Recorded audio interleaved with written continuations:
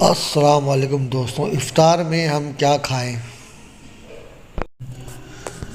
افطار کے لیے وجہ اعظم کا مشورہ ہے کہ پھل کا پیالہ یا بغیر پاپڑی کے چنا چاٹ کھا کر افطار کیا جا سکتا ہے، لیکن ان چیزوں میں چینی، نمک اور تیل کا استعمال نہ کریں۔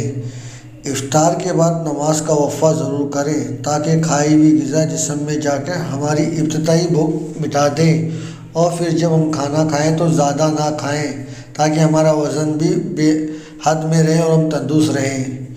آپ چاہیں تو افطاری کے لیے کھجور اور کیلے کا مشروب بنا سکتے ہیں۔